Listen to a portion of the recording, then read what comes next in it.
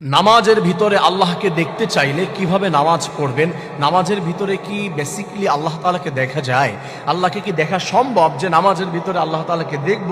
আমার প্রিয় ভাই বোনেরা, হযরত আলী রাদিয়াল্লাহু তাআলা আনহুকে জিজ্ঞাসা করা হয়েছিল, আলী তুমি কাকে সিজদা করো? তুমি কি দেখতে পাও? কিছু দেখো নামাজের মধ্যে? হযরত আলী বলেছিল, আমি এমন রবের সিজদা করি না, এমন রবের জন্য আমি নামাজ আদায় করি না যাকে আমি দেখতে পাই না। রাসূল কারীম সাল্লাল্লাহু আলাইহি ওয়াসাল্লাম বললেন, أن تعبد الله كأنك تراه فإن لم تكن تراه فإنه يراك। আমার কোন বান্দা যখন ইবাদত করবে, স্পেশালি নামাজ আদায় করবে, তখন তার টেন্ডেন্সি থাকবে আন তা'বুদাল্লাহ কাআন্নাকা তারা, সে ইবাদত করবে কাআন্নাকা তারা, সে যেন আল্লাহ তাআলাকে দেখতে পায়। ফাইন লাম তাকুন তারাহু, এটা যদি তোমার ভাবতে বা দেখতে কষ্ট হয়ে যায়, ফাইন লাম তাকুন তারাহু ফাইন্নাহু ইয়ারাক, এই মানসিকতা রাখতে হবে যে আমার রব, আমার আল্লাহ অবশ্যই আমাকে দেখতে পায়। আমার প্রিয় ভাই বোনেরা, রব্বুল আলামিন তার হাবিবের মাধ্যমে আরো জানিয়ে দিয়েছেন, আমার কোন বান্দা, আমার কোন উম্মত যখন নামাজের মধ্যে দাঁড়িয়ে যায়, আকরাবু মা ইয়াকুনুল আবদু মির রাব্বিহি ওয়া হুয়া সাজিদুন ফাআকসিরুদ দুআ।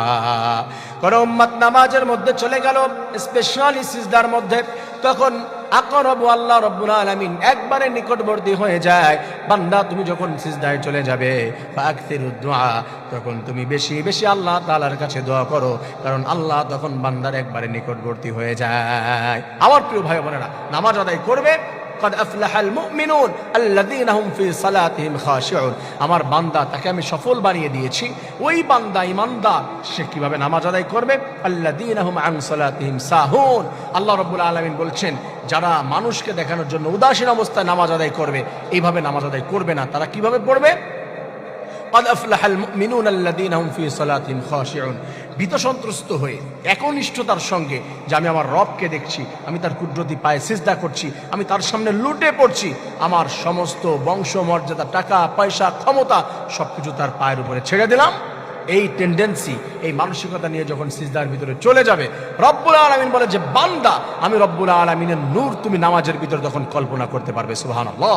আমার প্রিয় ভাই বোনেরা, এইভাবে যদি নামাজ আদায় করি, তাহলে ওই যে হযরত আলীর মতো রাসূল বলে দিয়েছেন, যেমন যেন আল্লাহকে তুমি দেখতে পাও, এই মানসিকতা আমাদের ভিতরে তৈরি হয়ে যাবে। রব্বুল আলামিন এভাবে নামাজ আদায় করে আল্লাহ তাআলার নূর যেন আমরা দেখতে পারি, আল্লাহ তাআলাকে যেন আমরা ভালোবেসে তার জান্নাত হাসিল করে নিতে পারি। আল্লাহ তাআলা আমাদের এমন নামাজি হওয়ার তৌফিক দান করেন, আমিন।